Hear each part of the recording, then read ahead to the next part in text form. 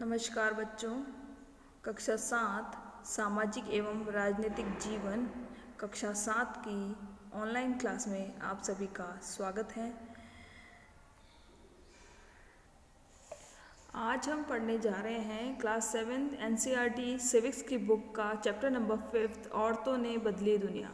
तो बेटा हमने इससे पहले वाले चैप्टर में पढ़ा था कि किस तरीके से एक घरेलू और एक कामकाजी महिला के बीच में अंतर किया जाता है। अगर कामकाजी महिला है जो बाहर जाके नौकरी कर रही है तो लोगों का यूँ मानना होता है कि वो कुछ काम कर रही है, लेकिन अगर घरेलू महिला है जो कि घर पे रह के काम करती है तो आस पड़ोस का या फिर घर के सदस्यों का ये मानना होता है कि वो तो घर पे ही तो रह रही है, उसका क्या काम है, वो घर पे पूरे दिन भर फ्री तो रहती है। जबकि उन्हें नहीं पता है कि दिन भर में घर पे कितने सारे काम होते हैं, घर के बड़ों की छोटों की देखभाल करना। और जबकि कामकाजी महिला का तो एक समय निश्चित होता है कि सुबह 10 बजे से लगा के 5 बजे तक का काम करके आना है, फिर वो फ्री है। लेकिन एक घरेलू महिला का कोई समय निश्चित ही नहीं होता है, वह सुबह 5 बजे से लगा के रात की 12 बजे तक अपने काम में लगी रहती है, लेकिन फिर भी उनके इस काम को कोई भी मूल्य नहीं दिया जाता है। तो हमने पिछले चैप्टर में ये पढ़ा था और इस चैप्टर में हम बेटा पढ़ेंगे कि जो बाहर कामकाजी महिला होती है जो कि बाहर जाके काम करती हैं उनमें भी खूब भेदभाव किया जाता है कि कुछ ऐसे व्यवसाय बता दिए जाते हैं जो कि महिलाओं के लिए उपयुक्त नहीं है जबकि वो पुरुषों के लिए उपयुक्त है। हम इस चैप्टर के अंतर्गत ये भी पढ़ेंगे कि महिलाओं के लिए नए अवसर निर्मित कौन कौन से किए गए हैं, महिलाओं ने अपनी समानता या फिर अपने भेदभाव की चुनौती देने के लिए कौन कौन से आंदोलन किए गए हैं, उनके बारे में उन्होंने क्या क्या प्रयत्न किए, अपनी समानता प्राप्त करने के लिए स्त्रियों ने किस प्रकार का संघर्ष किया, इन सब विषयों के बारे में हम इस चैप्टर के अंतर्गत पढ़ेंगे। तो बेटा चलते हैं पाठ की तरफ। तो बेटा इस पार्ट के अंतर्गत है ना, एक जैसे कि मान लो एक अभ्यास किया गया। एक रोजी मैडम नाम की मैडम थी जिन्होंने अपने कक्षा के सभी बच्चों को कहा कि इस तरीके की इमेज दे दी गई, खाली बॉक्स दे दिए गए और कहा गया कि एक किसान है तो इस किसान में आप किसी की भी एक आपकी नज़र में कैसा किसान है उसकी एक फ़ोटो बनाइए, एक मिल के मजदूर का बनाइए, एक नर्स का बनाइए, एक वैज्ञानिक का बनाइए, एक पायलट का बनाइए और एक शिक्षक का बनाइए। इस तरीके से सभी बच्चों को ये कहने के लिए कहा गया। सभी बच्चों ने अपने अपने इच्छा से अपने अपने अनुसार उनकी रोज़मर्रा की दुनिया में उन्होंने जिस तरीके के नर्स, किसान, मेल मजदूर देखे हैं, पायलट देखे, उनकी मन कहता है उस तरीके के उन्होंने फ़ोटो बनाए। ठीक है। फिर रोजी मैडम ने बेटा उन सारे फ़ोटोज़ को लेकर उनको कलेक्ट किया और कलेक्ट करने के बाद में उनकी गिनती की। ठीक है। और गिनती करके इस सारणी में उस तरीके से व्यवस्थित कर दिया कि कक्षा में टोटल 30 बच्चे थे। 30 में से शिक्षक की जहाँ बात आई तो 30 में से 5 बच्चों ने एक पुरुष का फोटो बनाया जबकि 25 बच्चों ने महिला के चित्र बनाए। किसान के लिए 30 के 30 बच्चों ने पुरुष का ही फोटो बनाया, स्त्रियों के लिए किसी का मतलब महिला कोई नहीं बनाया। किसान में महिला का चित्र किसी ने नहीं बनाया, सबने पुरुष का ही चित्र बनाया। मील के मजदूर हैं तो वहाँ पे 25 तो पुरुषों के चित्र थे लेकिन 5 महिलाओं के चित्र थे। नर्स की जहाँ बात आई तो वहाँ पुरुष का एक भी फोटो नहीं था, सारे के सारे लेडीज़ का ही फोटो था। वैज्ञानिक की जहाँ बात आई वहाँ 25 फोटो चित्र पुरुष के थे तो 5 चित्र महिला के थे। और पायलट की बात आई तो 27 चित्र पुरुष के थे और महिलाओं के 3 चित्र थे।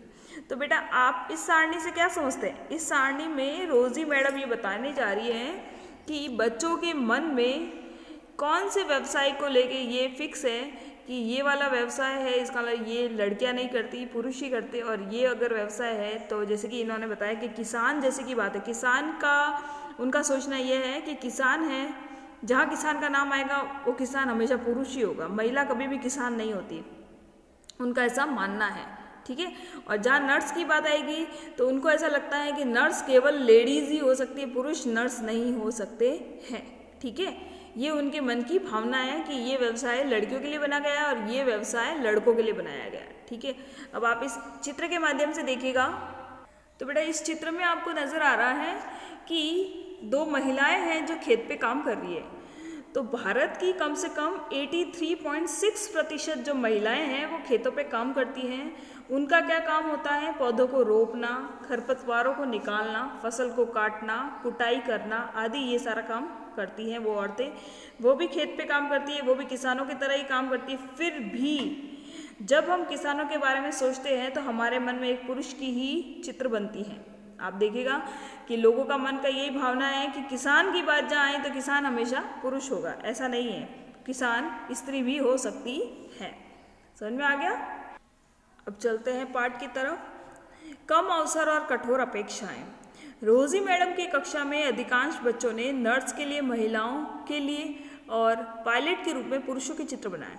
ऐसा उन्होंने इस कारण किया, उन्हें लगता है कि घर के बाहर भी महिलाएं कुछ खास तरह के काम ही अच्छी तरह से कर सकती है। उदाहरण के लिए बहुत से लोग मानते हैं कि महिलाएं अच्छी नर्स हो सकती हैं क्योंकि वे अधिक सहनशील और विनम्र होती हैं।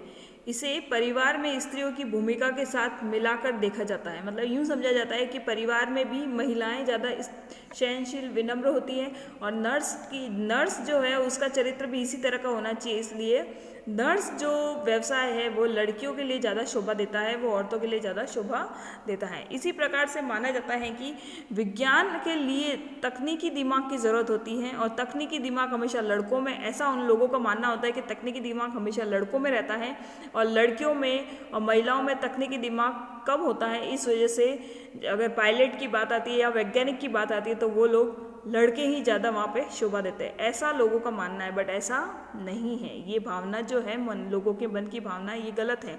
आपने देखा होगा कि कल्पना चावला जो कि अंतरिक्ष में उड़ने वाली पहली महिला थी, वह भी एक स्त्री थी जिसने अंतरिक्ष की सैर की थी। समझ में आ गया?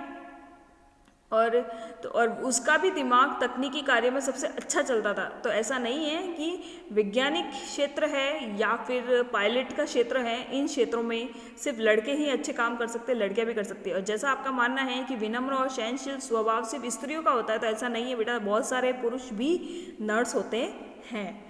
अनेक लोग इस प्रकार की रूढ़िवादी धारणाओं में विश्वास करते हैं, इसलिए बहुत सी लड़कियों को डॉक्टर व इंजीनियर बनने के लिए अध्ययन करने और प्रशिक्षण लेने के लिए वह सहयोग नहीं मिल पाता है जो लड़कों को मिल पाता है। समझ में आया? इसलिए बहुत सारे पेरेंट्स के भी मन में, अगर आप देखिएगा आस पड़ोस का वातावरण, घर के अन्य सदस्यों का वातावरण इस प्रकार का मिलेगा उसे कि लड़के डॉक्टर या इंजीनियर, लड़कियां डॉक्टर या इंजीनियर नहीं बन सकती हैं, तो उनके पेरेंट्स का भी ये मानना होता है कि हाँ तुम कहाँ कंपनियों में जाओगी, तुम कहाँ बाहर घूमती फिरोगी, तुम्हारे लिए तो यही जॉब अच्छा है। इस तरीके के शब्द उन्हें कहे जाते हैं और उन्हें डॉक्टर इंजीनियर की जो प्रशिक्षण दिया जाता है उसमें सहयोग नहीं मिल पाता है, जबकि लड़कों को जल्दी सहयोग दे दिया जाता है। अधिकांश परिवारों में स्कूली शिक्षा पूरी हो जाने के बाद लड़कियों को इस बात के लिए प्रेरित किया जाता है कि वे तो शादी करके, उसका मतलब मेन जीवन का लक्ष्य ही शादी है और वे शादी करके अपने जीवन का मुख्य लक्ष्य मान ले। समझ में आ गया? उन लोगों को शुरू से ऐसा सिखाया जाता है। तो वो लड़कियां भी इसी तरह की हो जाती है बेटा कि उनके मन में यही रह जाता है कि क्या करना है अपने को, 12वीं पास करके या कॉलेज पास करके अपनी तो शादी होने वाली है, तो वो फिर पढ़ाई में उसी प्रकार की रुचि रहती है। लेकिन कुछ बच्चे ऐसे होते हैं बेटा, कुछ लड़कियाँ ऐसी होती हैं जिनको उनके परिवार वालों की तरफ से सहयोग मिलता है, उन्हें शुरू से मोटिवेट किया जाता है कि मेरा बच्चा तो डॉक्टर बनेगा, मेरी बेटी तो डॉक्टर बनेगी, तो उसके मन में ये हमेशा की भावना बन जाती है कि मुझे डॉक्टर बनना है, तो वो अपने पढ़ाई में उसी प्रकार से रुचि ले पाती है। ठीक है, तो बहुत सारा तो मतलब प्रेरणा पेरेंट्स की रहती है, बहुत सारी प्रेरणा घर के सदस्यों, माहौल की बहुत उसमें भूमिका रहती है कि उन्हें किस तरीके का माहौल मिल पा रहा है। यह समझना आवश्यक है कि हम ऐसे समाज में रह रहे हैं जहाँ सभी बच्चों को अपने चारों ओर की दुनिया के दबावों को सामना करना पड़ता है।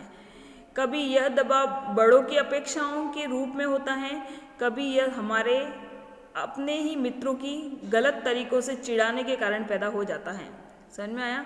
बहुत सारे दोस्त होते हैं, वो भी एक दूसरे को चिढ़ाते हैं कि भाई तू तो पढ़ने में बिल्कुल अच्छी नहीं है, तुझे तो बस शादी ही तो करनी है, तेरे को तो शादी ही तो करनी है, शादी करके घर ही तो बसाना है। तो ऐसा बार बार उनको जब इस तरीके के दबाव डाला जाता है फ्रेंड्स के द्वारा, तो उनका भी मन उसी तरीके से हो जाता है कि ठीक है भाई, हाँ भाई हमको शादी ही तो करनी है, हमें शादी करके आगे घर ही तो संभालना है। मतलब उनकी मन की जो भावना है उनको उस तरीके से बदल दिया जाता है। चलते हैं एक स्टोरी की तरफ बेटा, कि रूढ़ियों को तोड़ा है। रेल का इंजन आदमी चलाते हैं, पर झारखंड में एक गरीब आदिवासी परिवार की 27 वर्षीय महिला लक्ष्मी लाकरा ने इस धारा का रुख बदल दिया। उत्तरी रेलवे की वह पहली महिला इंजन चलाती है लक्ष्मी के माता पिता पढ़े लिखे नहीं हैं, पर उन्होंने अपने बच्चों को पढ़ाने के लिए बहुत संघर्ष किया। लक्ष्मी की शिक्षा एक सरकारी स्कूल में हुई। स्कूल में पढ़ने के साथ साथ लक्ष्मी घर के कामों व अन्य जिम्मेदारियों में भी हाथ बटाती रहती थी। उसने मन लगाकर मेहनत से पढ़ाई की और स्कूल पूरा करके इलेक्ट्रॉनिक्स में डिप्लोमा अर्जित किया। फिर वह रेलवे बोर्ड की परीक्षा में बैठी और पहली ही कोशिश में उत्तीर्ण हो गई। लक्ष्मी कहती हैं, मुझे चुनौतियों से खेलना पसंद है, और जैसे ही कोई यह कहता है कि फला काम लड़कियों के लिए नहीं है, तो मैं उसे कहती रहती हूँ कि तो मैं उनसे मतलब ऐसा कहा जाता है कि फला काम लड़कियों के लिए नहीं है, तो मैं उसे करके रहती हूँ। लक्ष्मी के जीवन में ऐसा करने के अनेक अवसर आए। जब वह इलेक्ट्रॉनिक्स करना चाहती थी, जब उसने पॉलिटेक्निक में मोटरसाइकिल चलाई, और जब उसने तय किया कि वह इंजन ड्राइवर बनेगी, तो उसका दृष्टिकोण सीधा साधा है। जब तक मुझे मज़ा आ रहा है और मैं किसी को नुकसान नहीं पहुंचा रही और मैं अच्छे से कर पा रही हूँ और माता पिता की मदद कर पा रही हूँ, मैं अपने तरीके से क्यों नहीं जीऊँ। समझ में आ गया? उसके मन की ऐसी इच्छा थी कि जब तक मैंने अगर किसी को नुकसान नहीं पहुंचाया है, मैं अपनी इच्छा से जी पा रही हूँ, मैं अपने माता पिता की मदद कर पा रही हूँ, तो फिर मैं अपनी इच्छा से क्यों न जीऊँ। ठीक है? इस तरीके के मन में दृढ़ विश्वास किसका था? लक्ष्मी का था। नौकरी प्राप्त करने के लिए दबाव होता है जिसमें उन्हें अधिक वेतन मिले। यदि वे दूसरे लड़कों की तरह व्यवहार नहीं करते हैं तो उन्हें चिढ़ाया जाता है और धौंस दी जाती है। आपको याद होगा कि कक्षा 6 की पुस्तक में आपने पढ़ा था कि लड़कों को बचपन से ही दूसरों के सामने रोने पर चिढ़ाया जाता है। समझ में आया?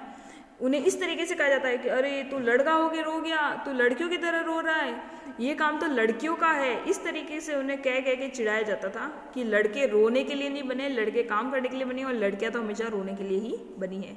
इस तरीके से उनके मन में भावना उत्पन्न की जाती थी। अब चलते हैं एक कहानी की तरफ। कहानी में देखिए, ज़ेवियर अपना 10वीं बोर्ड का परीक्षा फल देखकर खुश था। यद्यपि विज्ञान और गणित विषय में उसे बहुत अच्छे अंक नहीं मिले थे, लेकिन उसके पसंदीदा विषय इतिहास और भाषाओं में उसने अच्छा किया था। जब उसके माता पिता ने परिणाम देखा तो वे खुश नहीं थे। तो देखिए क्या कहा माँ ने। तब माँ ने कहा कि हे भगवान ज़ेवियर, गणित में तुम सिर्फ 65% लाए हो और भौतिक शास्त्र में भी तुम्हारे अंक बहुत कम हैं। माँ ने ज़ेवियर को इस तरीके से कहा। तो ज़ेवियर ने कहा, मुझे पता है माँ, पर कोई बात नहीं, क्योंकि मैं गणित और विज्ञान पढ़ना ही नहीं चाहता, मैं इतिहास पढ़ना चाहता हूँ। तब उसकी माँ का क्या जवाब होता है देखिएगा। तब ज़ेवियर के पिताजी उसे कहते हैं, तुम इतिहास क्यों पढ़ना चाहते हो? अपने भविष्य के बारे में सोचो। तुम्हें एक अच्छी नौकरी प्राप्त करनी है। इतिहास से तुम्हें क्या मदद मिलेगी? इससे कोई भविष्य नहीं है। तब ज़ेवियर ने कहा, पर मुझे गणित और विज्ञान अच्छा नहीं लगता। तब पिताजी ने जवाब दिया, बेटा समझदारी से काम लो, गणित ले लो, साथ ही कंप्यूटर भी सीख लेना। कंप्यूटर सीखने से नौकरी आसानी से मिल जाती है। तो बेटा आपने इस कहानी से क्या समझा कि लोगों के मन की ये भावना होती है कि एक अच्छी नौकरी प्राप्त करने के लिए आपको साइंस और मैथ्स लेना ज़रूरी है। साइंस और गणित और विज्ञान में आपके अच्छे अंक होने चाहिए और आपको वही विषय लेना पड़ेगा, कंप्यूटर जैसा विषय लेना पड़ेगा, जिससे कि आपको आसानी से नौकरी, अच्छे दामों वाली नौकरी मिल जाएगी। इतिहास उनके मन में एक अच्छा विषय नहीं माना जाता है, क्योंकि इतिहास के सहारे तुम कैसे क्या काम करोगे, इतिहास से तुम्हें कोई मदद नहीं मिलेगी। अब चलते हैं आगे की तरफ। परिवर्तन के लिए सीखना। स्कूल जाना आपके जीवन का बहुत महत्वपूर्ण हिस्सा है। जैसे जैसे स्कूल के हर साल अधिकाधिक संख्या में बच्चे प्रवेश ले रहे हैं, हम सोचने लगे कि सब बच्चों के लिए स्कूल जाना एक साधारण बात है। आज हमारे लिए ये कल्पना करना भी कठिन है कि कुछ बच्चों के लिए स्कूल जाना और पढ़ना पहुंच से बाहर की बात या अनुचित बात भी मानी जा सकती है। परंतु अतीत में लिखना और पढ़ना कुछ लोग ही जानते थे। अधिकांश बच्चे वही काम सीखते थे जो उनके परिवार में होता था या उनके बुजुर्ग करते थे। लड़कियों की स्थिति तो और भी ज़्यादा खराब थी। उन समाजों में जहाँ लड़कों को पढ़ना लिखना सिखाया जाता था, लड़कियों को अक्षर तक सीखने की अनुमति नहीं थी। यहाँ तक कि उन परिवारों में भी जहाँ कुम्हारी, बुनकरी और हस्तकला सिखाई जाती थी, यह साधारण था कि लड़कियों और औरतों का काम केवल सहायता करने तक ही सीमित है। उदाहरणों के लिए कुम्हार का व्यवसाय में स्त्रियां मिट्टी एकत्रित करती थी, बर्तन बनाने के लिए उसे तैयार करती थी। चूँकि वे चाक नहीं चलाती थी, इसलिए उन्हें कुम्हार नहीं माना जाता था। ठीक है। 19वीं शताब्दी में लगभग 200 वर्ष पूर्व शिक्षा के बारे में कई नए विचार ने जन्म लिया। विद्यालय अधिक प्रचलन में आ गए और वे समाज जिन्होंने स्वयं कभी पढ़ना लिखना नहीं सीखा था, अपने बच्चों को स्कूल भेजने लगे। तब भी लड़कियों की शिक्षा को लेकर बहुत विरोध हुआ। इसके बावजूद बहुत सी स्त्रियां और पुरुषों ने बालिकाओं के लिए स्कूल खोलने के प्रयत्न किए। स्त्रियों ने पढ़ना लिखना सीखने के लिए संघर्ष किया। आइए हम रास सुंदरी देवी 1800 से 1890 तक का, मतलब 1800 में जन्म हुआ, 1890 में उनकी मृत्यु हुई, का अनुभव पढ़ते हैं, जो 200 वर्ष पूर्व पश्चिमी बंगाल में पैदा हुई थी। 60 वर्ष की अवस्था में उन्होंने बांग्ला भाषा में अपनी आत्मकथा लिखी थी। 60 वर्ष की उम्र में उन्होंने आत्मकथा यानी कि बायोग्राफी लिखी थी।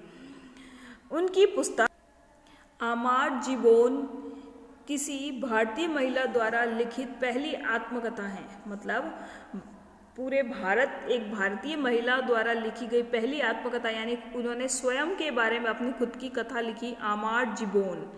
ये एक बांग्ला भाषा में लिखी गई पहली आत्मकथा थी, जो किसने लिखी थी? रास सुंदरी देवी ने लिखी थी। रास सुंदरी देवी एक धनवान जमींदार परिवार की गृहिणी थी। उस समय लोगों का विश्वास था कि यदि लड़कियां लिखती पढ़ती तो वह पति के लिए दुर्भाग्य लाती हैं। समझ में आ गया? उन लोगों का ऐसा मानना होता है कि पति के लिए दुर्भाग्य लाती है और विधवा हो जाती हैं। इसके बावजूद उन्होंने अपनी शादी के बहुत समय बाद स्वयं ही छुप छुप के लिखना पढ़ना सीखा। तो अभी हम देखते हैं रास सुंदरी जी। चित्र जो है ये रास सुंदरी जी का है, उनकी बच्ची के साथ में, उनकी बेटी के साथ में उनका फोटो है। ये 1858 का फोटो है। ठीक है। उनकी बेटी का नाम था रमाबाई। रास सुंदरी जी की बेटी का नाम क्या था? रमाबाई, जिनका जन्म 1858 में हुआ था और मृत्यु 1922 में हुई थी। महिला शिक्षा के लिए योद्धा स्वयं कभी स्कूल नहीं गई, पर अपने माता पिता से उन्होंने पढ़ना लिखना सीख लिया। उन्हें पंडिता की उपाधि दी गई क्योंकि वे संस्कृत पढ़ना लिखना जानती थी, जो उस समय की औरतों के लिए बहुत बड़ी उपलब्धि थी। औरतों को तब यह ज्ञान अर्जित करने की अनुमति नहीं थी। उन्होंने 1898 में पुणे के पास खेड़ गांव में एक मिशन स्थापित किया, जहां विधवा स्त्रियों और गरीब औरतों को पढ़ने लिखने तथा स्वतंत्र होने की शिक्षा दी जाती थी। उन्हें लड़कियों से चीज़ें बनाने, छापा खाना चलाने जैसी कुशलताएं भी सिखाई जाती थी, जो वर्तमान में भी लड़कियों को कम ही सिखाई जाती हैं। ऊपर बाएं हाथ की तरफ छपी तस्वीर में उनका छापाखाना दिख रहा है। रमाबाई का मिशन आज भी सक्रिय है। तो देखिए फोटो की, ये दिख रहा है बेटा, ये एक छापाखाना है जिसमें छपाई का काम होता है। ठीक है। विभिन्न प्रकार की छपाई की जाती है। ये एक छापाखाना है। ये मिशन किसने प्रारंभ किया था? रमाबाई ने। रमाबाई रास सुंदरी देवी जी की बेटी थी। ठीक है बेटा। तो अब थोड़ा सा इसमें रास देवी जी हैं, रास सुंदरी जी हैं, उनके जीवनी के बारे में थोड़ा सा बताया गया है। उसके बारे में हम कल पढ़ेंगे। आज की क्लास यहीं ख़त्म करते हैं। ठीक है बेटा। आज की क्लास में इतना ही। आगे का चैप्टर हम कल की क्लास से कंटिन्यू करेंगे।